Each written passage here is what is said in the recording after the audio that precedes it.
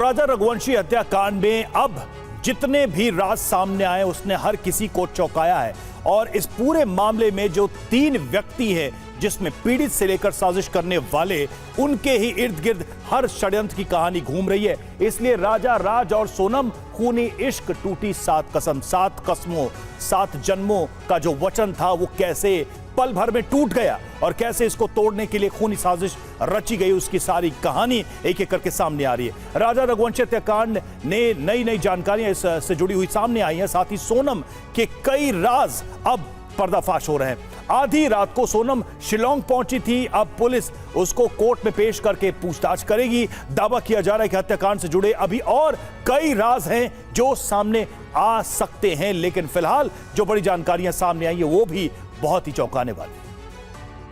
और बड़ी खबर है, राजा रघुवंशी हत्याकांड को लेकर अपडेट आ रही है। बताया जा रहा है कि राजा रघुवंशी मर्डर केस में एक और जानकारी सामने आई है। राजा को मारने के लिए 2 प्लान तैयार किए गए थे, ये सूत्रों के हवाले से बड़ी खबर है। पहला प्लान ये था कि राजा को खाई में धक्का देना था और सुपारी किलर नहीं मारते तो राजा को खुद सोनम मारती। ये बहुत बड़ी जानकारी हाथ लगी है। हत्या के बाद नेपाल भागने की फिराक में थी सोनम। तो देखिए, मारने के 2 प्लान तैयार किए गए थे। अगर सुपारी किलर्स नहीं मारते तो दूसरे प्लान में सोनम खुद राजा को मार देती।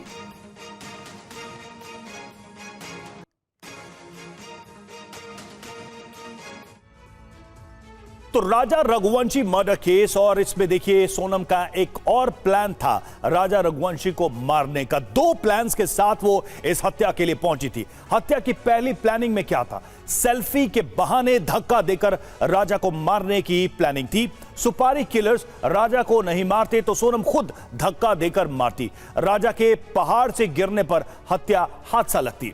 राजा रघुवंशी हत्याकांड में हवाला का कनेक्शन भी अब सामने आया है। राज कुशवाहा के फोन से कई हवाला ट्रांजैक्शन के सबूत मिले हैं। फोन में हवाला लेन देन के इस्तेमाल में नोटों की तस्वीरें मिली है। राज पीथमपुर के एक हवाला कारोबारी से 50,000 रुपए लिए और हवाला ट्रांजैक्शन में सोनम के बैंक अकाउंट का इस्तेमाल किया गया।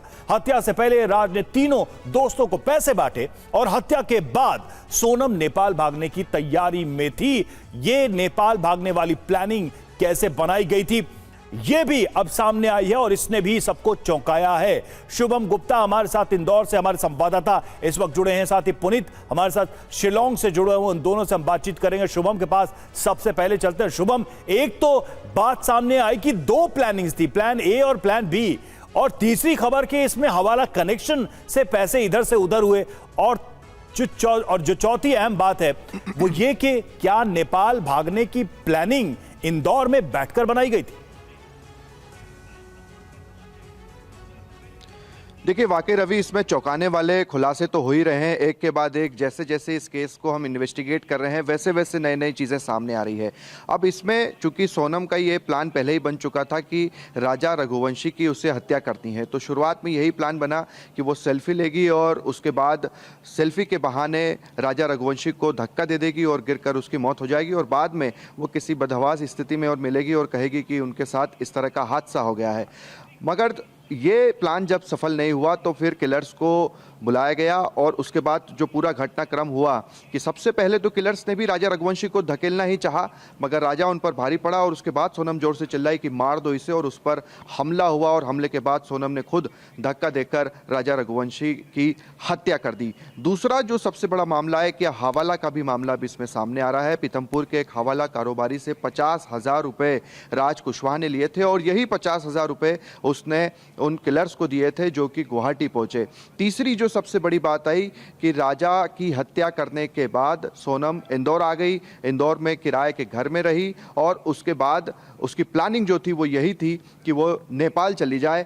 चूंकि राज कुशवाहा उत्तर प्रदेश का ही रहने वाला है, लिहाजा उसे बनारस भेजा गया। और फिर जैसा कि प्लान था कि परिवार के सामने सोनम किस तरह से आएगी, परिवार के सामने इसी तरह से आएगी कि उसके साथ लूट हुई है, मारपीट हुई है, उसके पति की हत्या कर दी गई है और उसे किडनैपर्स ने यहाँ पर छोड़ दिया है। जो ढाबा संचालक के पास सोनम उस वक्त रात के 1 बजे मिली, यही चीज़ें सोनम ने प्लान के तहत उसे कही भी, मगर उसे यह नहीं पता था कि तब तक शिलोंग पुलिस राज कुशवाहा और जितने भी आरोपी हैं उन्हें गिरफ्तार कर चुकी है। उसके बाद राज का और सोनम का वीडियो कॉल के जरिए आमना सामना करवाया गया। शिलांग पुलिस ने कहा कि राज तो सब बता चुका है, अब बारी तुम्हारी है। उसके बाद राज को देखते ही सोनम ने सारी की सारी चीजें उगल दी और कबूल कर ली।